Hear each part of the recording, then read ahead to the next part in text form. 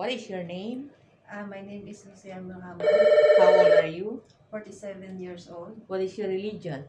Catholic. Are you married? Yes, ma'am. Do you have son or daughter? I have one daughter, How old your daughter? 13 years old, How long you have been working in Hong Kong? 8 years and 8 months. Do you have working experience in other countries? No, ma'am. Okay.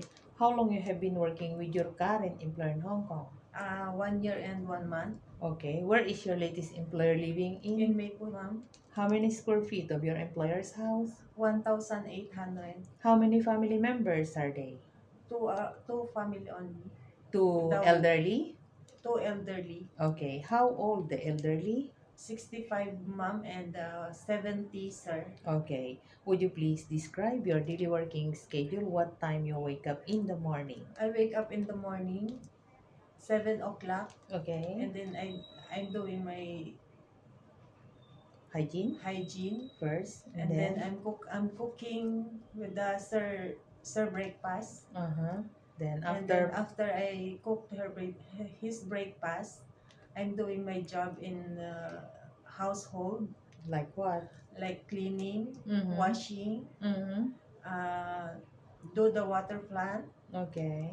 and then They go to market. I go to market after I go to market. I'm going home, and then Okay. I'm doing my ironing, Laundry.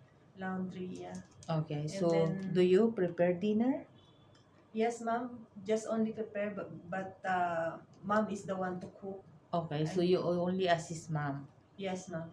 Okay. So what time do you eat for the dinner? 7 o'clock, ma'am. Until what time you go to sleep? I sleep at 9:30. Okay. Where will you go on your holiday? I'm just going in the park, ma'am. Okay. Do you go to church? Yes, ma'am. Okay. So what kind of household chores are you good for? Washing, ma'am. Mm-hmm. Ironing, cooking, but I'm not really Very good. good for cooking. Okay, But so I willing to learn, okay, so and I'm willing to follow the video. okay, so what is your job in your country before you came to Hong Kong? I take care for my mother, disabled mom, and then I take care for my daughter. Okay, thank you. Thank you, mom.